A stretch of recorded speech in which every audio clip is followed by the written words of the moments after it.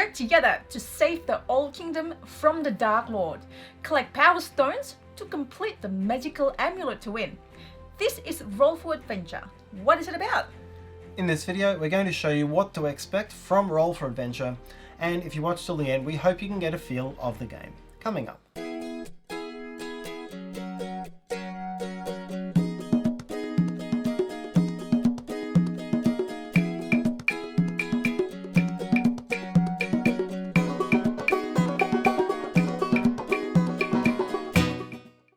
Hi, it's Tarrant. And Stella from Meeple University. We bring you a variety of quality board game videos.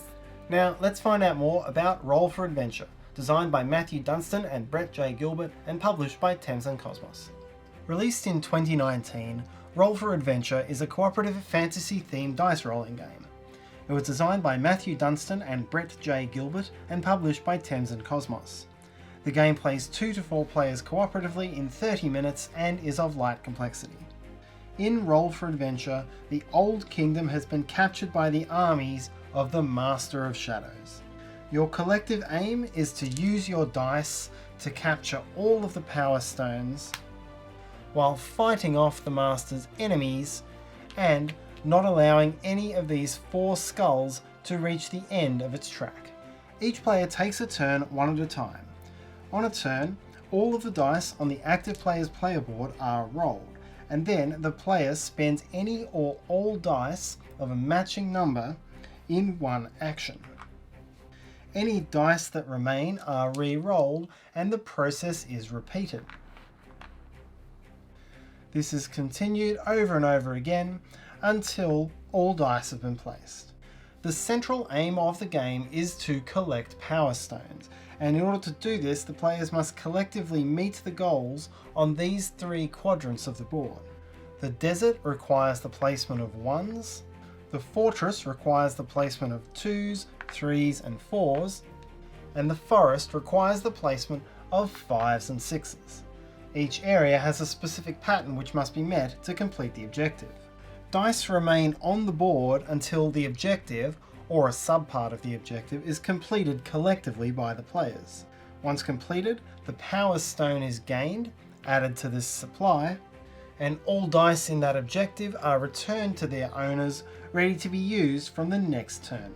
Players should take care not to leave too many dice frozen on the board, as this will weaken their subsequent turns, and it can lead to the team losing the game altogether if no player has any dice left in hand with which to take a turn.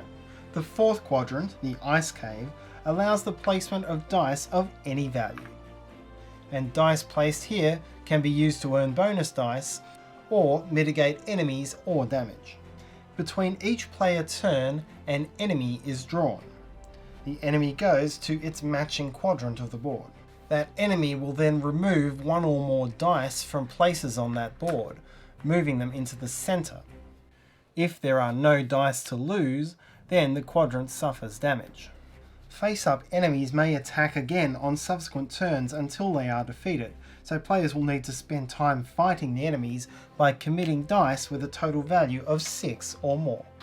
Dice moved to the center of the board are lost until players can unlock them by collectively committing a value of at least 10 or more dice into the vortex of resurrection. As such, in the course of a game of Roll for Adventure, players need to weigh up several competing objectives, including keeping the flow of Power Stones going by committing dice to the objectives, keeping defensive dice on quadrants to prevent enemies from dealing damage, continuing to defeat enemies in order to minimize the amount of total damage suffered, and ensuring that not too many dice are being frozen on the board at once in order to maximize the impact of each player turn. If the players can gain all of the Power Stones without a single skull reaching the end of its track and without ever freezing all of the dice on the board, then the team wins the game. The game can be customized to several difficulties, with players able to choose an objective between 5 and 8 Power Stones, to use the easy or difficult side of each quadrant board, and to add special, more powerful enemies into the enemy deck. Players will also have individual player abilities which will help certain aspects of their team's game.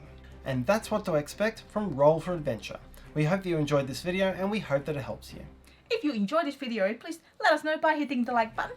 Write your questions or feedback in the comment sections below. You can also join our Facebook group, Meeple University Community, to share your love for board games. And finally, if you'd like to be among the first one notified of what's new from Meeple University, please consider subscribing to our channel by clicking on the Meeple up there in the corner, and do hit the bell to be notified of our new videos. Until next time!